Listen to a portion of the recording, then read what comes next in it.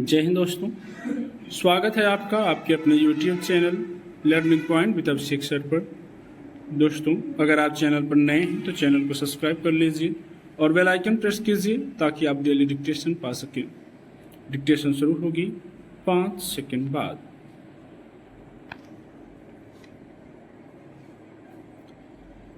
दिल्ली के सकरपुर इलाके में एक किशोर की हत्या और उससे संबंधित जो ब्यौरे सामने आए हैं वे किसी भी संवेदनशील व्यक्ति और समाज को परेशान करने के लिए काफी हैं। 9वीं कक्षा में पढ़ने वाले 3 नाबालिग बच्चों ने अपनी ही उम्र के एक दोस्त की हत्या सरेआम चाकू घोंप कर दी। इसके पीछे जो कारण सामने आए हैं वे समूचे समाज और सरकार को अपनी विकास नीतियों पर एक बार ठहरकर विचार करने को मजबूर करते हैं। मारे गए किशोर ने नया मोबाइल फोन खरीदा था। उसके तीनों दोस्तों ने उसे इसी खुशी में दावत देने को कहा और मना करने पर उसे मार डाला।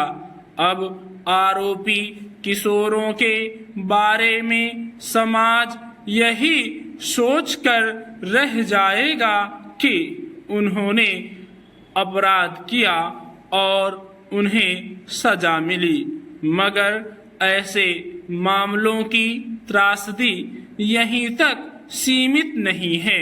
पिछले कुछ समय में ऐसे अनेक मामले सामने आए हैं जिनमें स्कूली बच्चों या किशोरों के भीतर भी बेलगाम आक्रामकता, हिंसक बर्ताव और आपराधिक प्रवृत्ति देखी जा रही है।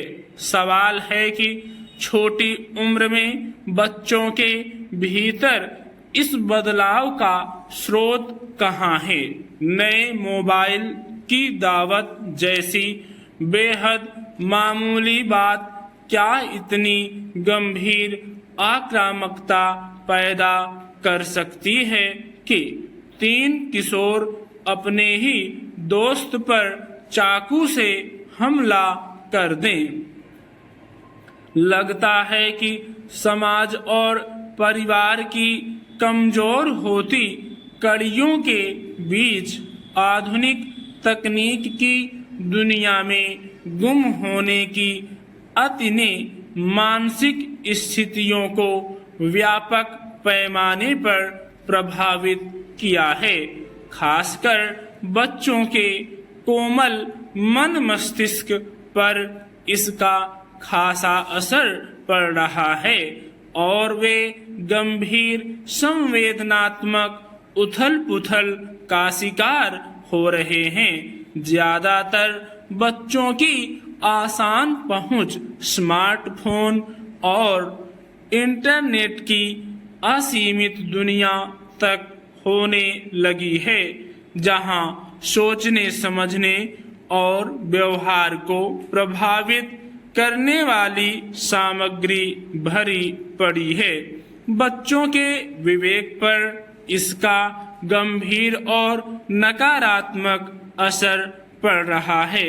इसका खमियाजा कई बार बाहर घर या स्कूल में उनके आक्रामक या हिंसक होने के रूप में सामने आ रहा है।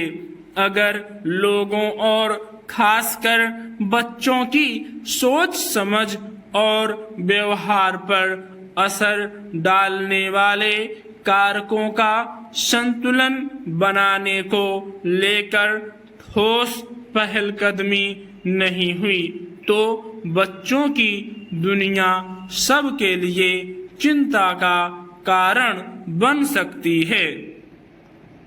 देश की सबसे पवित्र कहलाने वाली गंगा नदी के बारे में कहा जाता है कि ब्रिटिश ईस्ट इंडिया कंपनी के जहाज जब यात्रा के लिए चलते थे तो पीने के लिए गंगा जल लेकर चलते थे, जो इंग्लैंड पहुंचकर भी खराब नहीं होता था। स्टॉप।